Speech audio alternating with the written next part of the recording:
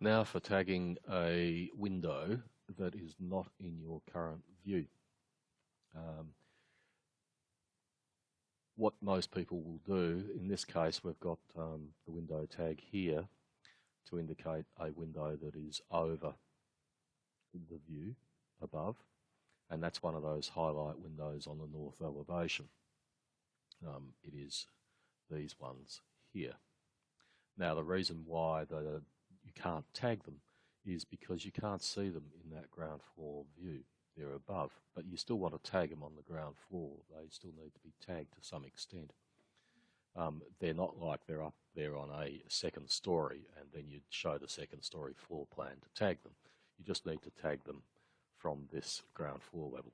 So in this case, to tag it, what the person who created this did was create a detail group, which was a window overhead tag.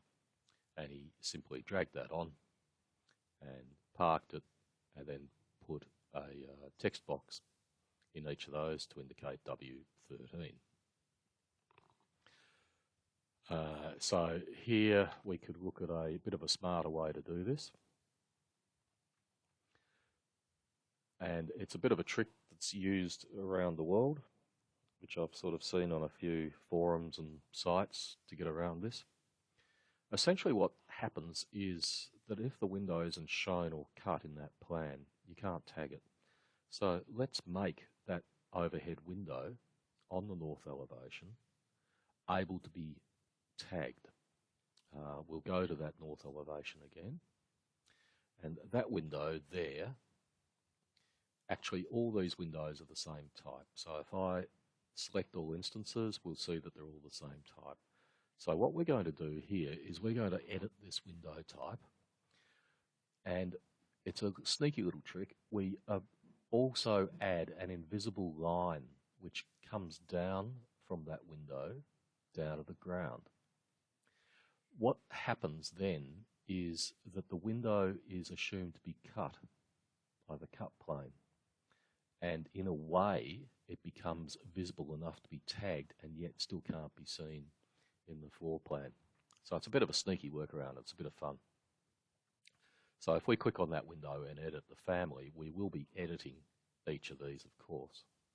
So we'll edit the family and we'll go to the placement side of this window and we create a model line and we position that model line dead center.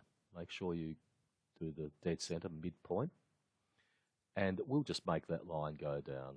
It doesn't really matter how much. You've essentially got to make it go down enough so that ground floor plan would cut it. So maybe we take it down about 3.5 meters, like that. Now, if we left it like that, that model line would appear as a line. So what you have to do is come up here and make sure that you select invisible line. That line is now, when it goes back into the project, an invisible line, but it is part of this family. So now we've done that very simple adjustment. We'll hit load in the project and we overwrite existing version and parameter values.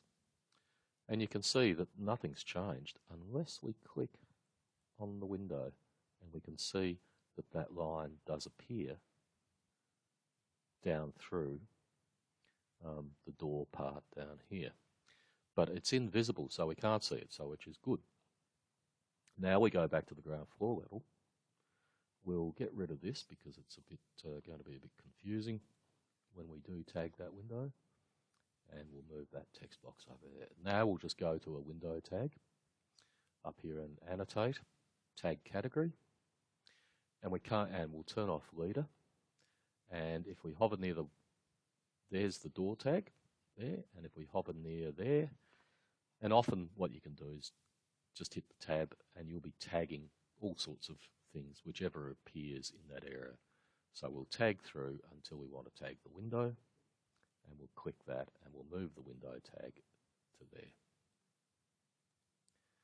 And that window is then tagged above that door, and in a in another video, I'll show you how to adjust these tags and create a new type of these tags that includes the word over underneath the tag as an optional thing to have there. So that's a sneaky little trick which will help you tag your windows correctly instead of having what's essentially just a text box telling it, see, that's a tag, that's just a text box. So this time we've actually managed to tag properly.